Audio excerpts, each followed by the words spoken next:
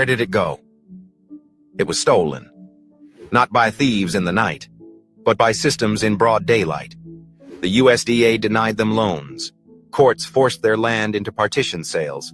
Banks, lawyers, and loopholes all stacked against them. This wasn't just land, it was freedom, wealth, power, legacy. And it was stripped away, piece by piece. Black farmers called the USDA the last plantation, because it wasn't just neglect, it was warfare without bullets. Over 90% of black farmland is gone. Not because we failed, but because the system never wanted us to win. But hear this, the fight isn't over, and the truth? It's rising again. Unlock your mind. Know the truth. Share the truth.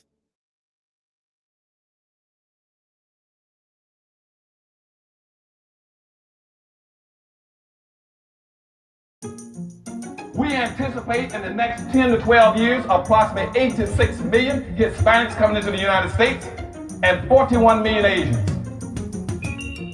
You have been the majority minority for 400 years in this country. You have been the number 2 population for 400 years. You're going to get kicked out of being number 2, you're going to go down and become number 4. Now, common sense, even a third grade education would tell you, if you didn't get anything when you were number 2,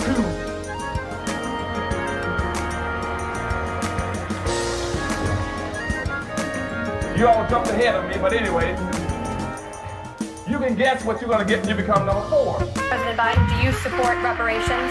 Well, I mean, since I haven't spoken on this, got a chance. Number one, the reason we're the country we are is because of immigration. We've been able to cherry pick the best from every single continent. The people who come here have determination, resilience. They are ready to stand up and work like the devil. We have 24 out of every 100 children in our school today is Hispanic. The idea that we are going to walk away and not provide every opportunity for them is not only stupid and immoral, but it's bad for America. They are the future of America. At the very same time that America refused to give the Negro any land, through an act of Congress, our government was giving away millions of acres of land in the West and the Midwest, which meant that it was willing to undergird its white peasants from Europe with an economic floor. But not only did they give the land, they built land-grant colleges with government money to teach them how to farm. And this is what we are faced with. And this is the reality. Now, when we come to Washington, in this campaign, we are coming to get our check. We are owed $104 trillion on the very low end, plus $735 billion recurring. This number does not include the cost of about 50 Black Wall Streets that were decimated, nor compound interest from 2017 when Sean D. Rochester's book, The Black Tax, was published, nor the cost of Black life, nor the cost of living increases, nor the war on drugs, nor the current day pandemic. The number I'm working with is for slavery, Jim Crow, and accrued ongoing systemic racism, oppression, and disadvantage in the country our ancestors built with their lives. Good evening on the West Coast. Good evening in the mountains. Good evening in the Central. Good evening on the East Coast. You know exactly who it is, family. Angela Savannah, your hostess with the mostest on the reparations perspective, bringing you those Negro freedom hot topics and making the case for reparations, making the case for weaponizing our foes, socializing our suffering. How you doing, family? I see you, young deity. Thank you so much for joining the live. Thank you to those who are viewing in and tuning in from Facebook and X. If you're in here, if you'd like to be a part of the co-host, please come over to ScrewTube. Forgive my avatar, y'all. I just went hard in the paint and my eyes are just bloodshot from fatigue. So I have to use my avatar during this segment and more than likely the Trey Ori segment that will follow, just so I can try to get my broadcast up to speed and fill you guys in on the chicanery of the Democratic Party. So let's get into it if we're going to get into it. These won't be as long as the first live, which was Demon Rats crashing out over illegal criminals as Trump inadvertently attempts to save the Negro. Basically, that's what we voted for: deportation, closed borders. And, you know, he is just meeting with tremendous opposition from the courts, from the Demon Rats. It's just abhorrent what's happening. But that was a long live. And yeah, I don't want to come to you guys with my red eyes. Clearly, I need rest, but I don't have time to tarry. We've got to get this in and get this concluded because it's been a long time coming.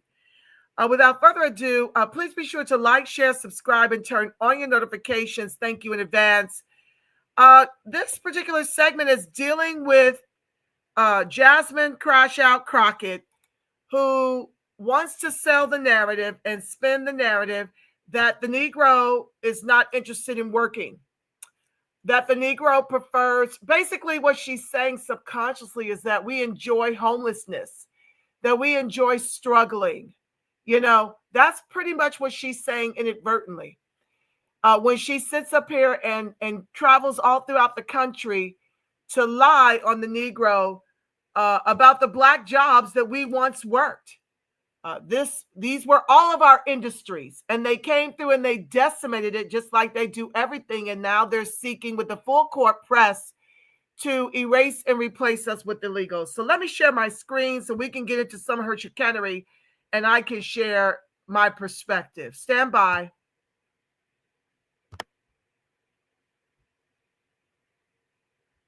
Please be sure to like, share, subscribe, turn on your notifications. Thank you in advance. Okay, so what is this one? So here, Representative Jasmine Crockett suggests, let me make sure you can see it. Okay, here she's suggesting, oh, wait, hold on one second, you all. It's black. Try playing it. So I had to go. Okay, hold on. So here she is. First of all, she's crashing out. She suggests the U.S. needs illegal immigrants because we're done picking cotton. Crockett made the argument that the U.S. needs immigrants for farming while speaking at Grace Baptist Church in Connecticut. So here's a quote. Let me just let her, you got to hear it from her. Okay, let's hear it from her mouth. The horse's mouth, okay? Go around the country and educate people about what immigrants do for this country, minute, or the guys, fact that we are a country of immigrants. Hold on. Right. The fact is, Just a second. okay, so I'm lying. Let me pause Raise your second. hands. My apologies. That was black from the previous intro. Let me back this up, guys and dolls. Okay. Let's start it over. Stand by. So I had to go around the country and educate people about what immigrants do for this country, or the fact that we are a country of immigrants. Right. Let's stop right there. We're not a country of immigrants. I got to stop her right there because we're not a country of immigrants. We are the Negroes. We are the foundational Black Americans. We are the descendants of the emancipated. And this is what these demon rats are doing, trying to make us all a country of immigrants, to erase and replace us with immigrants. They are trying to erase our history. Young Deity says, demon rats. Ha ha, I relish it. Political sassy Crockett. Yes, honey, Young Deity is just, oh my God. She is the nightmare that just keeps on giving. But anywho, that is a lie. We are not immigrants, and this is what they're spinning to try to erase our history, erase our justice claim, erase our lineage, ethnically cleanse us. That's what's happening in real time right now, and that's what Trump is sparing us from, even if he's doing so inadvertently. Because right now, his real mission is to spare white folks' extinction.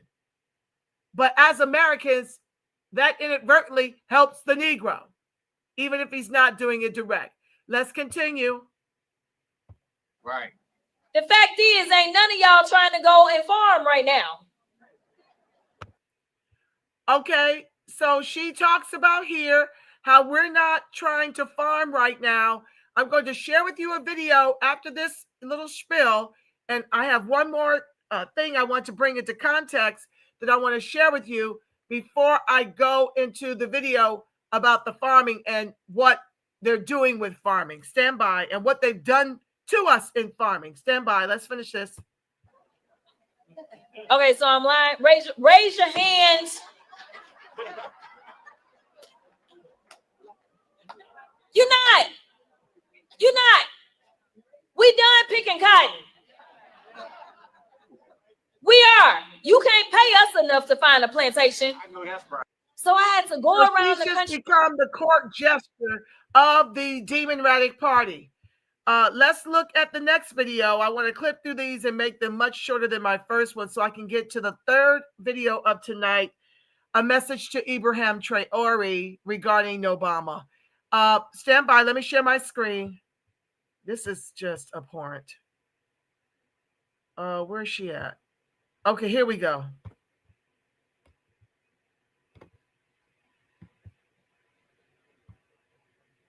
How many of you are sending your kids to college to go and work on them? Okay, well, guess who is working the farms? So that you can afford your food. That you can have food. So that you can have food. Now, how many of you are looking to send your kids into hospitality after this college education so that they can go and make the beds at the hotels? How many of you are planning to send your kids to college? Because that's what we do here. We send everybody to college. How many of you? Yeah, we send everybody to college while our children are wasting money they could otherwise be purchasing real estate with, or a college degree for these public and private sectors to, I know the private sectors in particular, are not penalized for hiring immigrants over the Negro. And if they are hiring Negroes, they're underemploying us. They're not paying us the wages that they're paying to the immigrants and to the white folks. And what she's not sharing here is that only about 20%, maybe at least about 20% of us even hold degrees in the first place. The collective was farming until white folks stole all of our land, would not lend to us timely, if at all. And we're going to watch that video next. This is a gaslight from the Demon Rat Party that keeps us tied to the bottom of this Titanic. Let's continue. You are planning to send your kids to college so that they can then go and build these houses. So the reality is that so long as we live in a capitalist society, there's always going to be someone or a group of people that will do work that some of the rest of y'all don't want to do. These are the people. See, capitalism requires a bottom caste, and the Demon Rats have decided we are it. But their bottom caste is free slave labor in the private prison industrial complexes. That's what she's leaving out. And no, our children may not want to work the farms, but why can't they own and operate one and hire their own people to work those farms at American wages? Our children may not want to make up beds with their degrees, but why can't they own hotels, run and operate hotels where they can bring in our non-degreed, our low-skilled labor, pay them an American wage to have them come back and work those jobs like they once did? Let's continue. People that are really making us great in this country. How many of you are sending your kids to college to go? She wants to try to sit up here and pretend as if these illegals is what's truly making America great. All lies. The Negro makes America great. And that's why everything is going to hell. That's how you see these planes falling out the sky. You see everything. There's total chaos and mayhem when you leave this in the hands of white folks and immigrants to run and operate.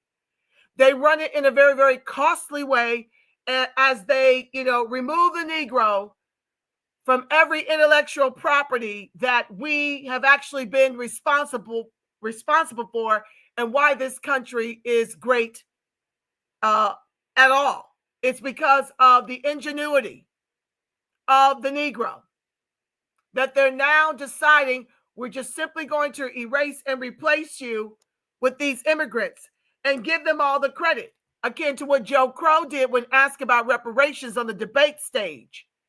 He sat up here and shifted and pivoted to stating that it was, basically Hispanics built the country, is what he was trying to allude to, and how they're not going to leave them out. And then when he was sitting up with the lame civil rights leaders, was caught on audio telling them that they need to get used to working with Hispanics because they're outnumbering white folks, although they identify as white. They're identifying as white folks, and so therefore they're your new masters. These are the ones that you're going to have to work with. You're going to have to get in line, Negro. Don't aspire to want to own your own communities like you once did. Don't aspire to want to make an American wage like you once did. My apologies, you all. I am trying to find, I don't like that black background. Stand by, y'all. I like my American flag in the back. That's better. Right there. I like that better. Yeah. So, you want to sit up here and push and sell these narratives as if the Negro doesn't want to work the very jobs they were once working that would enable them to feed their families. But let me show you before I get into the video about the black farm industry and what has happened to it, as she sits up here and lies that we don't want to work farming. She won't tell the historical truth about the matter. Let me share with you what we ain't doing. Demon Rats and Ratchet Crockett. Stand by. This is what we not doing. Stand by. We not working for slave wages. This is the truth y'all won't tell. Hold on. Please be sure to like, share, subscribe, and turn on your notifications. Thank you in advance. Here we go. This is what we not doing. Contracted a Hold on. staffing agency. A farm in Louisiana has contracted a staffing agency group. A staffing agency group to help them find employees. To help them find employees to pick blueberries on their farm. I wonder who these people voted for, and I wonder what happened to all their employees. But let's look at the criteria, the requirements for this employment. So this is a 3-month contract from May to July. You will be working 7 days a week. So you will work every day for 3 months. You will work 9 to 10 hours a day for $11 per hour. And I looked at this little small town city in Louisiana, and it's in the 80s. So for 3 months straight, you're going to be working 7 days a week. You're going to work every day for 10 hours a day for $11 per hour. I see why they needed a staffing agency. We already know that this is a state, a town that went red, that voted for Trump. And now they don't have any employees. And I'm almost positive most of their employees were probably immigrants, some undocumented, some documented. And I hope the ones that do have their papers, that do have their citizenship or whatever, I hope that they don't work anymore. I hope that they quit. Make these farmers pick their own damn blueberries, okay? Because this requirement, to work here is actually crazy. It's actually crazy. And nobody should have to work 7 days per week in 90-degree weather every freaking day for $11. That's crazy. Pick your own damn blueberries. This is what y'all get. You're in your F around and find out season. And you want to know what's going to happen? What I believe is going to happen? Slave labor is going to be prison labor. Pretty soon, these farmers are going to start making deals with prisons and stuff like that. And they're going to have those prisoners out there picking strawberries and blueberries. Watch. That's what's going to happen. She's absolutely correct. She's absolutely correct. Hold on, family. What? Yeah, she's right. They want to pay farmers $11 an hour working 7 days a week in 90-degree humidity. 90-degree weather with 90% humidity in the South.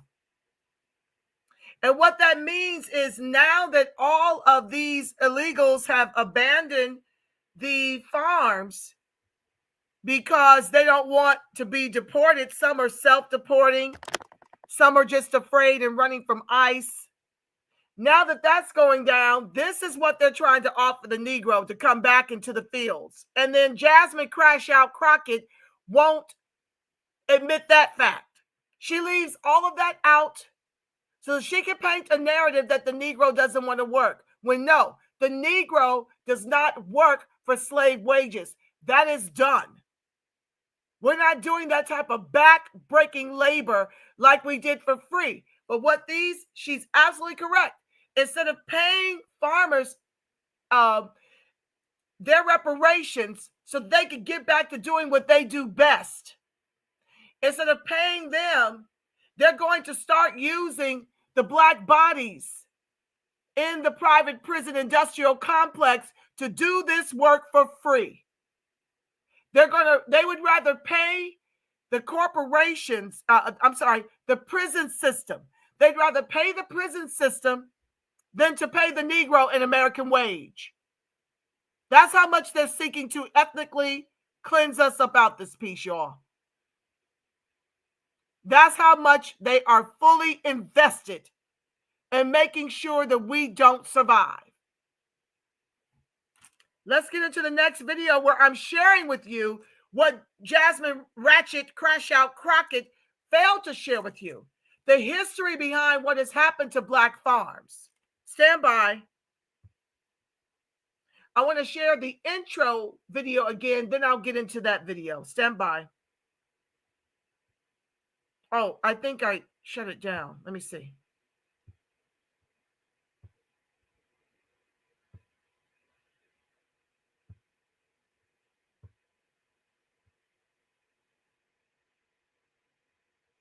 Yeah, I shut that down. I'm not going to go back for it because in the namesake of time, I want to make these much shorter than the first vid. So let me share my screen.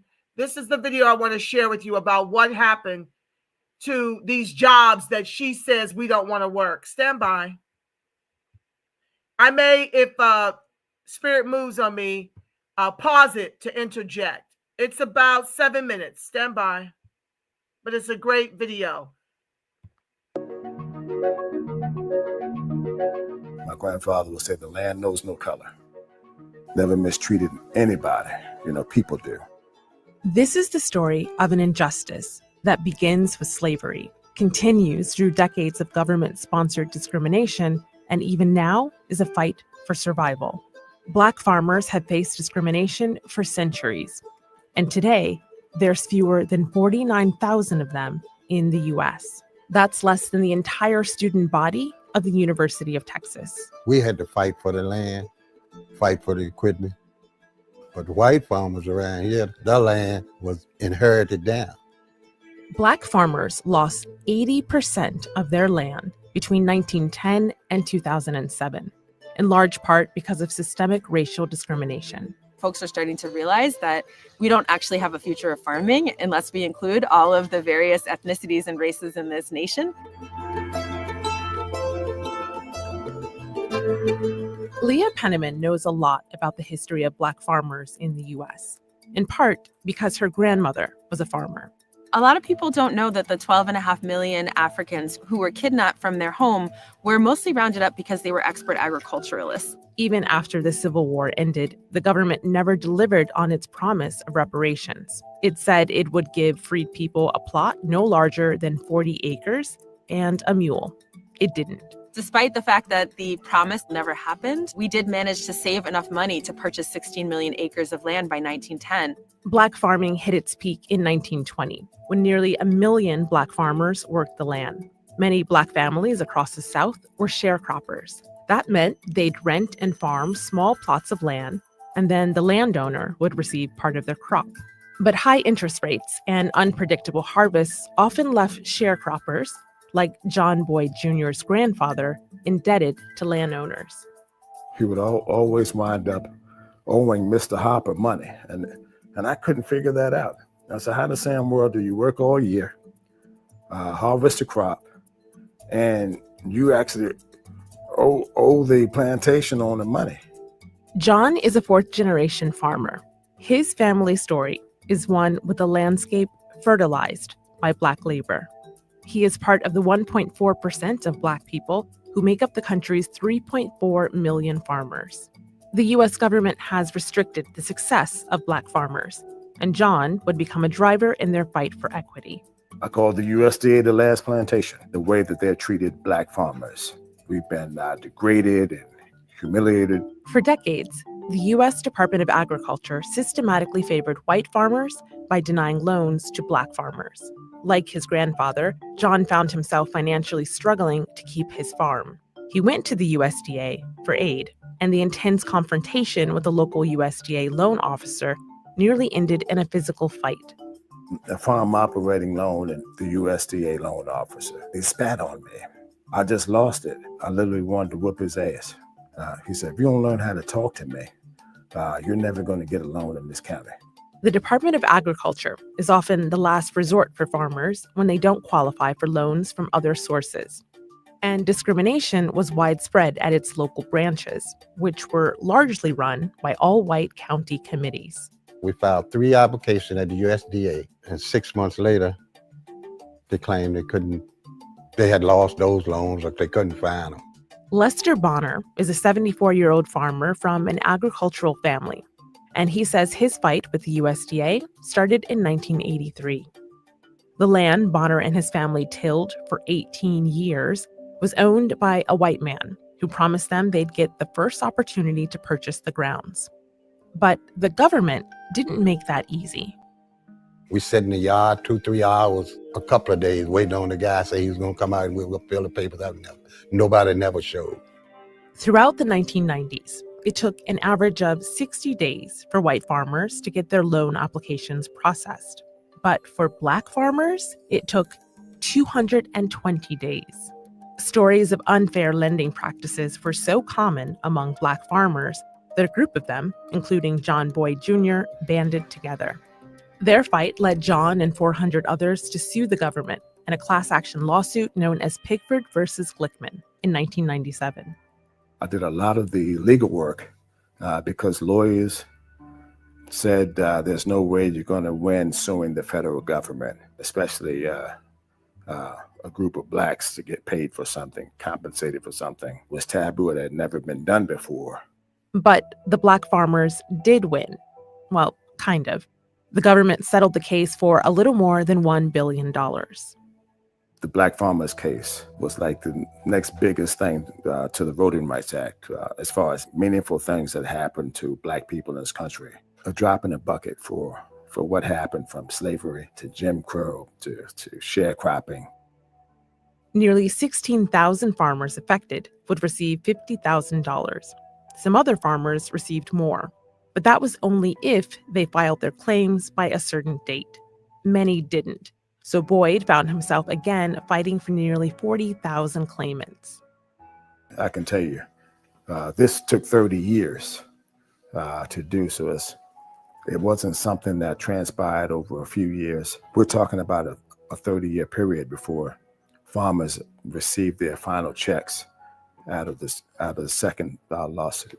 The follow-up case, known as Pickford 2, gave claimants an additional $1.25 billion in compensation. But for many Black farmers, it was too late.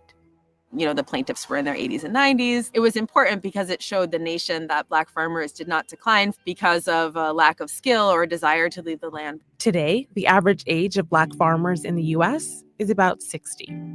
And Leah Penniman's life mission is to cultivate the next generation of young Black farmers. Her program at Soul Fire Farm works with Black farmers who are mostly in their 20s and 30s, offering week-long immersion courses. It gives me hope, this sense that our generation is awakening to the call of coming back to the land.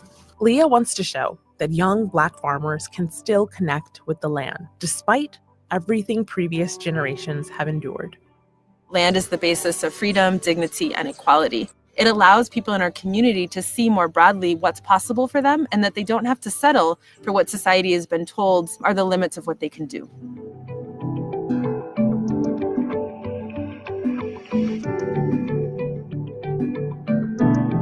you have it, Ratchet, Crockett. This was done by design, like everything else is done by design to the Negro, to make sure we never get up off the bottom. And this is why we fight for reparations. We keep that fight going, except this time around, we're fighting from a Negro perspective instead of this Pan-African perspective. I got to bring that to you all. There was a Pan-African that was put together a video talking about we should all fight for reparations collectively. The Caribbean, Africans, and the Negro. But we see how they're running interference over here. Now, he was overseas, over in Africa, the continent, where I hear that it's not as hostile towards the Negro as it is here with the Africans they import into the country. But as I've told you guys on many occasions, the only kind of immigrant they put into our communities are the ones that hate us and want our position. So while this guy may have a sincere heart to want us to make reparations a Pan-African issue, we've been most hurt by them in this country in our fight for reparations here, because they've got all the money and all the power to make sure that we don't get a leg up. That is by design. And so this fight is with our government. I'm thinking we may have to sue them, for reparations, because all they want to do is kick the can with study after study. They want to weaponize our reparations fight to keep the Negroes sheepwalking to the polls to vote for them against the Negroes' better interest. I shared here that Soulfire Farm link. If you want to go over to that site and see what's happening with the children and teaching them to farm, which they need to learn. These are the things the Demon Rats and Jasmine Crash Out, Ratchet Crockett, they love to leave out these details about how we got here. They won't discuss that. And then she mentioned about making it about all these other immigrants. Well, I guess after how many years? 200 years of robbing and stealing from the Negro and making sure they don't know farming, and white folks taking it over and putting illegals on these plantations to work for slave wages. Yeah, it's like all the industries. You're going to be hard pressed to find people that really want to work those industries, because they've been cut out intentionally by our government at every turn. They've been robbed and pillaged at every turn.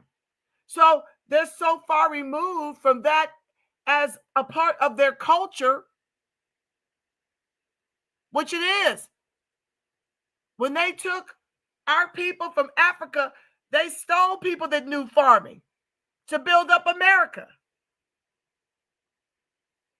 And once it was built on the backs of the chattel slaves, our ancestors, that's when they went about robbing and stealing and over-promising and under-delivering and coming up with ways to keep us on the bottom, because capitalism requires a bottom caste. And the Demon Rats decided long ago that we are it. Let me share my screen before I get to the comments. Stand by for the next video. Now, I'm not a fan of Jason Whitlock, but I like what this sister had to say about it. Let her weigh in.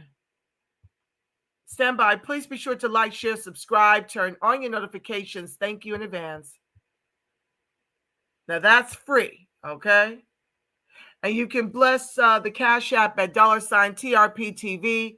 Shout out to Amal and Rita for being the top producers of my broadcast last couple of weeks ago. Stand by. I know people that have been in church 50 and 60 years who still act like they don't know the Bible. Either they don't read it or they just lean on the pastor to tell them what it says. The way they live their life, and I'm not even talking about blatant sin, I'm talking about not having the tiniest bit of faith. I see this from people who've been in church all their lives. And it's funny to me that they would allow someone like Jasmine Crockett to stand in the pulpit and be disrespectful to people, our ancestors. They are always talking about the ancestors, but then they disrespect them every chance they get. For her to say, we done picking cotton, you never pick cotton. You've never picked cotton unless it's the thread out of the braids that you have so that you can put that fat wig on your head. You've never picked cotton. And I think it's disrespectful when people who've lived very privileged lives start to act as if they were ever slaves, that they were ever whipped or beaten. It's a joke. And we have kids now who refuse to read. There was a time when slaves weren't allowed to read. Now they don't even want to read, but we allow them to say things like, we done picking cotton. If I wish that Mama Hannah, that's my great-great-grandmother, could rise, who was actually born in slavery, and I hope I got a little bit of her fire. I wish she could rise from the dead and backhand people like Jasmine Crockett, who were trying to ride off of their hard work. It's disrespectful, but these are the same people that act as if they are fighting in the name of the ancestors. You're not, when you're disrespecting everything that they actually did and went through for us to be where we are today. She's a joke. Bye, Felicia. So yes, like I said, I'm not a fan of Jason Whitlock, but I did like what she had to contribute to the conversation. Let me hide this and get the background going again. I got just a couple more slides to show you all. I'll come to the chat, do our declaration and decree, pray us out, okay? And get ready for the last video of the evening, which is a message to Ibrahim Traore, president of Burkina Faso, concerning Barack Obama. Okay, yeah. That'll be my last one for the evening. Stand by. Let me share my screen. Get the rest of these little slides out the way. Okay, that's not it.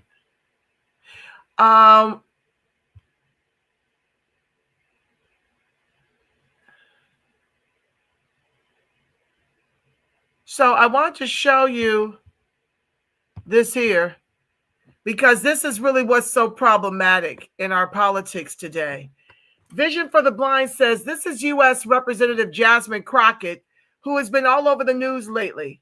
Don't be fooled. She's nothing but a plant. She's a member of the Delta Theta Sigma sorority and most likely a Masonic Eastern Star. She is bought and paid for and playing a role to cause division. So here she is. This is, once again, as we learned from Root Trackers by Yaira, she is in the chat here. As we learned in the first broadcast, this woman's lineage cannot even be traced. We don't know. I'm certain that she's not Negro, but we don't know what she descends from. Okay? We don't have a clue where she descends from. And what makes that problematic is that these first and second gens have infiltrated our HBCUs, and ergo our sororities and fraternities, our administration, our student body. My own daughter wants to pledge this organization, and I'm opposed because I know that they are in the back pocket of the Democratic Party, and they just stay sipping on that demon rat scissor. I cannot. And so it concerns me greatly that, the infiltration is real. And when you go to these campuses, around election time, they are on a full court press to get our Negro children to vote against their own interests for the Democratic Party. And they're just walking off a cliff to please the Democratic Party. My daughter has tried to engage them about how bad the demon rats are on the Negro based on the lives she's heard me present. She's picked up a lot of history over the years. And yet they refuse to be educated. When she asked them, well, what did Trump do so terrible to the Negro his first term? They have no answers. And when she asked, well, how has Biden and Harris served the Negro in the last 4 years? The kids are crickets. And yet they're still managing to push our children to the polls to vote for the LGBTQIA XYZ agenda and for illegals and legal migrants alike. So that concludes, let me go to the next one because there's another house ninja, D.L. Hughley.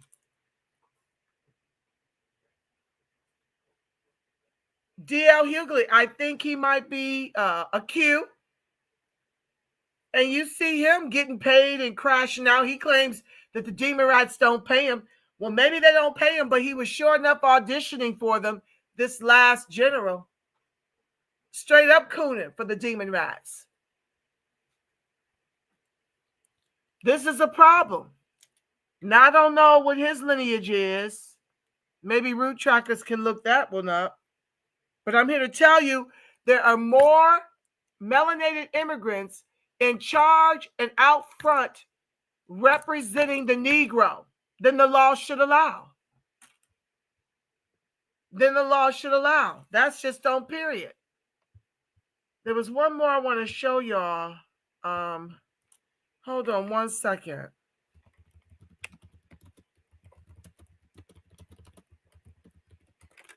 Please be sure to like, share, subscribe, and turn on your notifications. Thank you in advance. Okay, so just give me a second. This is an important video that I think I shared on a different occasion.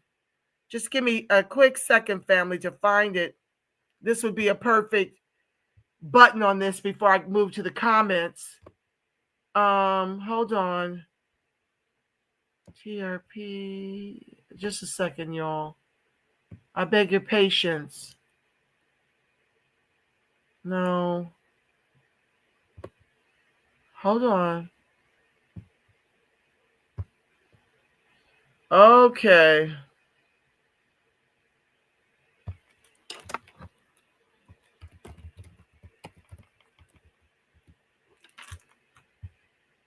Okay, hold on, y'all. I'm getting it.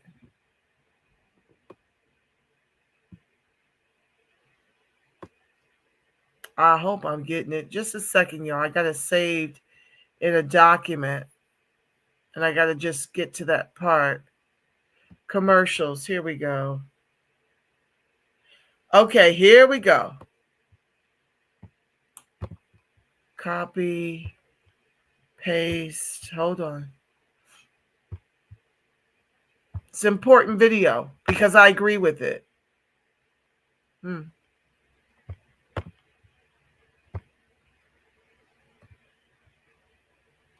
Sharing my screen.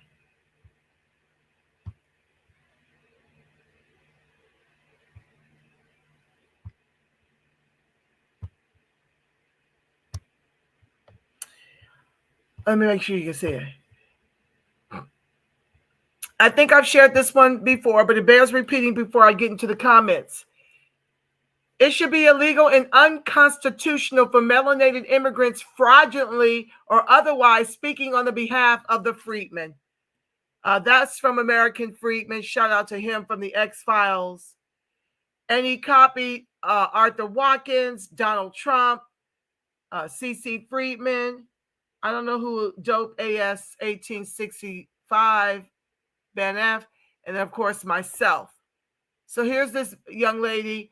I've said this before and I'll say it again. Hold on, let's click on this.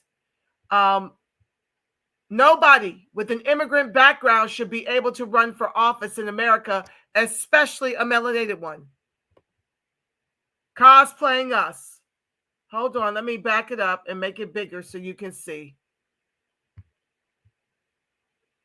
So I just seen a piece of the interview that Byron Donalds did when he was being interviewed on the Breakfast Club, talking about the reason why he is against reparations is because he is the son of a Jamaican father and a Panamanian mother.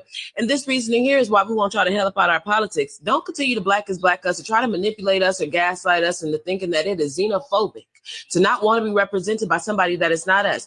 And no other group of people do y'all try to push this. And no other group of people do y'all want anybody but Asians represent Asians, Hispanics represent Hispanics. Y'all know exactly what y'all are doing. You feel what I'm saying? Anything that does not benefit y'all amongst us, y'all hinder.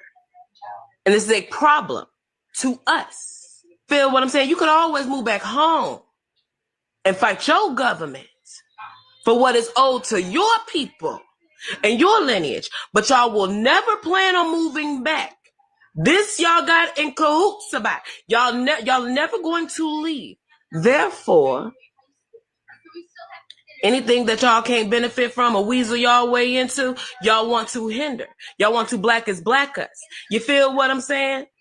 It's mighty funny how y'all like to play stupid conveniently. Nobody knows what a real true Black American is. Nobody knows what a foundational Black American is. Nobody knows what this lineage-based cult is. But it's mighty funny.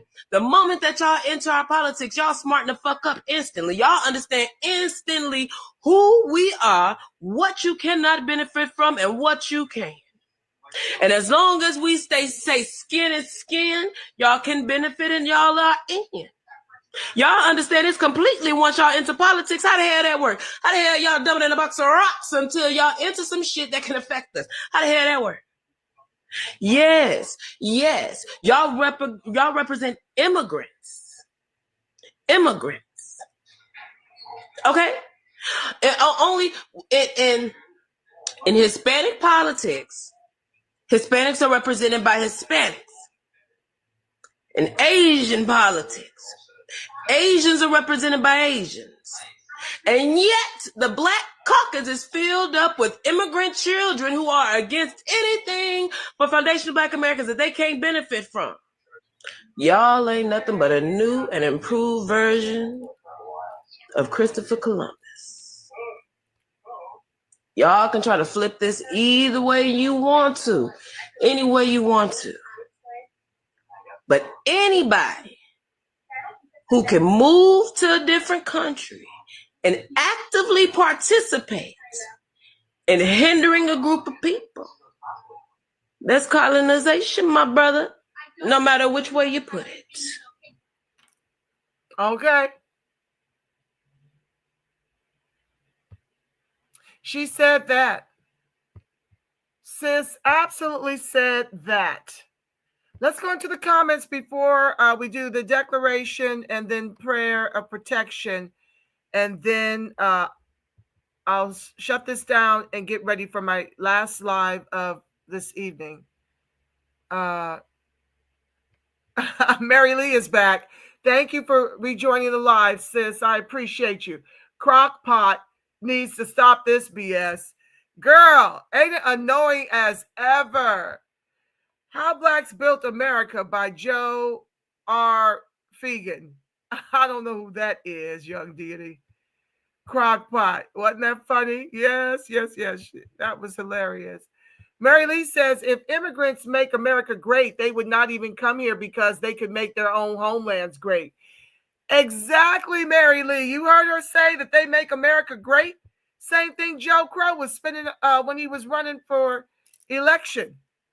Talking about immigrants and Hispanics making this country what it is, and we're not going to abandon them. Mary Lee goes on to say, Americans worked the farms before the illegals came here and told the farmers they would work cheaper. White men and Black men had these jobs. Absolutely. They undercut and undermined us for an American way of life. Yep, and the government was complicit. Absolutely. And that's how our men ended up doing slave labor in the private prison industrial complex. All by design, to economically genocide the Negro and to our ethnic cleansing. Thank you, Root Trackers, for rejoining. I appreciate you, sis. The illegals offered to work for slave wages. They weren't asked. Yeah, well, I believe that too. I believe that. But we're not doing that because that's a dead-end street. And now they have to be in hiding. So I don't know how that's working for them, but we're not willing to work for slave wages. And we are helping to make sure we don't survive. Well, when you cast a vote for the couch and you cast a vote for the demon rats, there's a lot of truth to what you're saying, Mary Lee. Young Deity states, as current anti-immigrant policies diminish the supply of migrant workers, both documented and undocumented, farmers are not able to find the labor they need. So in states such as Arizona, Idaho, and see what else you got to say, Washington, that grow labor-intensive crops like onions, apples, and tomatoes, prison systems have responded by leasing convicts to growers desperate for workers. Wow, Young Deity. Well, there you have it. It's already happening. Convict leasing all over again. While the Negro fights to flourish in the country of our ancestors. That's a damn shame. That's a damn shame. Let me just keep going. This has got to be a joke. Hi, Gwen XOXO. Thanks for returning to the live. Democrats are raw. They aren't good for nothing. All immigrants are in the Democrat Party. They're trying to take over our spot. Plain as simple as that. Yes, Gwen XOXO. And Negroes continue to niggardly show up to the polls to vote for it. Because they refuse to educate themselves politically. They vote party. We vote Negro. Flourishing. And I'm just looking for more of our tribe. Okay, I'm a rider. I don't know if that means Yaira. Hi, George Woodchard III from Huntsville, Alabama. Welcome to the live, fam. Someone need to inform that young lady it was not 12 million African slaves that was brung over here. George Woodchard III, I heard that too. You're absolutely correct. How many were actually brought over here on the slave ships? If you know, put that in the chat and I'll get to it.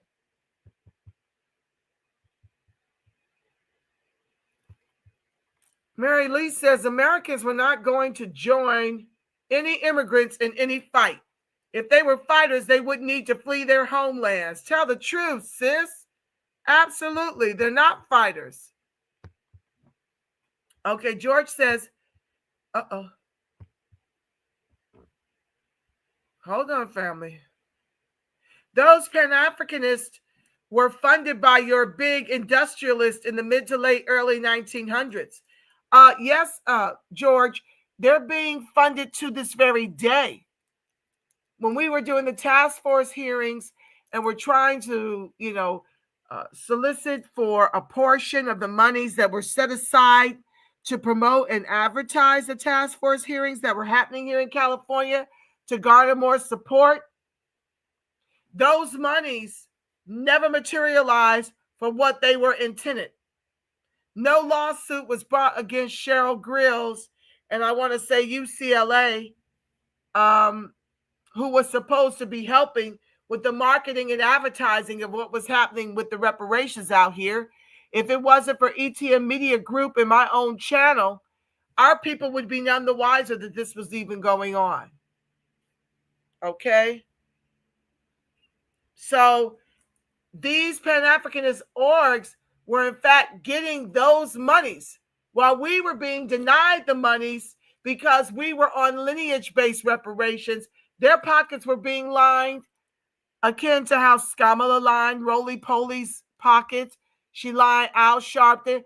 If you're one of us, they're going to look for the coolest one in order to enlist that person into their agenda to ethnically cleanse us. They'll pay him big money. Sell out Al Sharpton. Okay? But this is a huge concern. We've got to turn this around or it's the end. If y'all let these demon rats get back in control, it's going to be to undo us, full stop. So yeah, Pan-African is stay paid. Mary says, most of us don't have ancestors from the African continent. Most of our people were already here when Columbus arrived. Absolutely, Mary Lee. Columbus talked about the copper people when he, when he threw Plymouth Rock onto our countryside. Okay, we weren't even America at the time. We weren't even a country. Yeah, but that's what he spoke of. He saw people that looked like us. Copper. You're right. And they keep telling this lie that, we by and large descend from Africa. It's not true. Okay. I won't forget how Pocket Crotch lied about being an attorney for the Botham John family. Correct, Root Trackers by Yaira. She absolutely did do that. She's an abhorrent individual. I don't understand how she got elected. But I'm certain that this wasn't, public knowledge.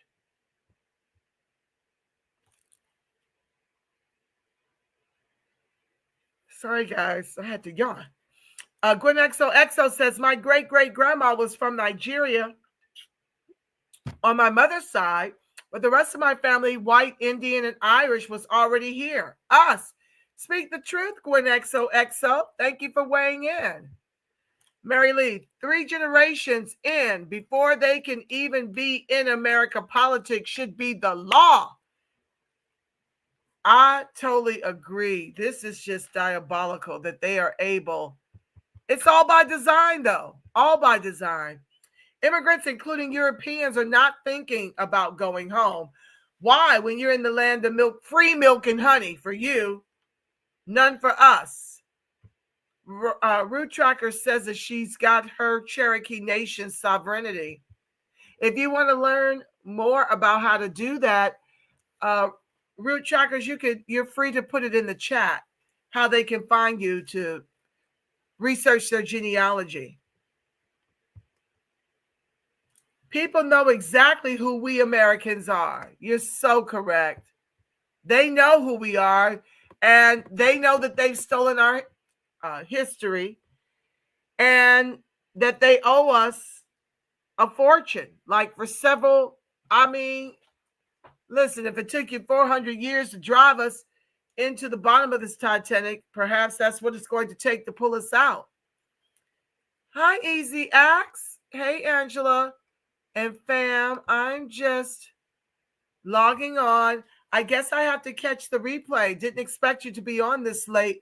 Well, I am so behind, Easy Axe, that I had to come back. I didn't intend for the first slide to go as long, but it is what it is. Here I am. And got a third one to do. I don't know. I want to try to get that one done.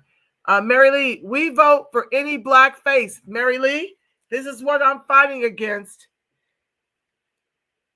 Identity and respectability pie tricks must die for the Negro to flourish. You're absolutely correct. George says, Mary Lee, I've been telling people the whole world knows who we are. When you travel overseas, they call you American, not African American, black, Negro, but American. Yes, I've grown accustomed to Mary Lee using simply American in my chat. I see the all caps and the emphasis. Thank you. I like that. 300,000 or less slaves dropped in the U.S.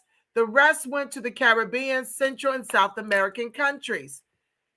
Yes, Mary Lee, thank you.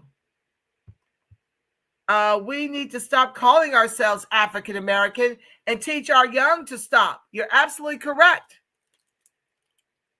That's Elon Musk. That's Barack Obama. And they ain't us. And you're right. We need to get rid of that. And George totally agrees. Okay, with that being said, family, let me do our declaration and decree and our prayer of protection and pray this one out. It's done, thankfully. Woo! Yes, Lord. I got one more to do. Let me just, I'm not coming back for another hour. I don't even know if y'all still gonna be up, but I really want to get this one done. It's got to happen. This is the next one will be my last video of the evening, and it's called A Message to Ibrahim Traore regarding Barack Obama. So let me do my declare and decree, and then pray us out with a prayer of protection. Stand by.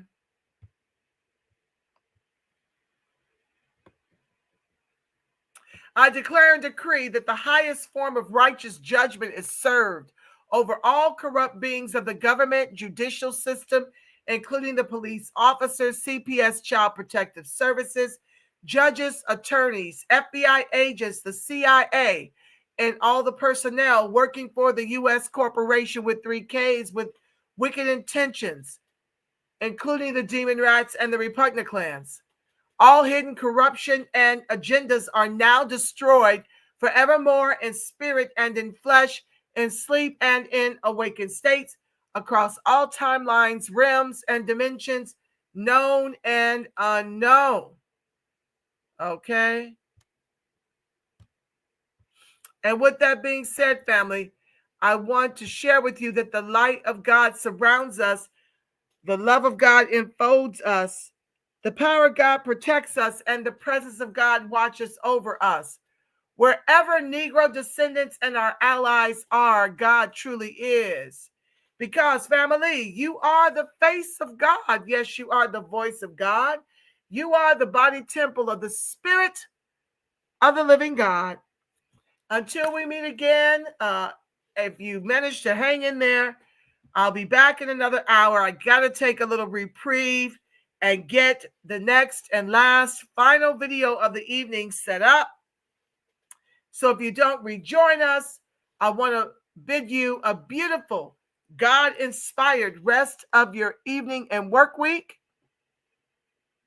And until we meet again, I'm believing for each and every one of us a ton of peace, love, and reparations, family. Oh, I forgot to share with you, the moral of the story is weaponize your vote, socialize your suffering. Let's keep the pressure on the necks of the demon rats and ensure that they do not return to power in the House nor the Senate. Thank you in advance, and I'll see you guys in an hour. Stand by for the outro.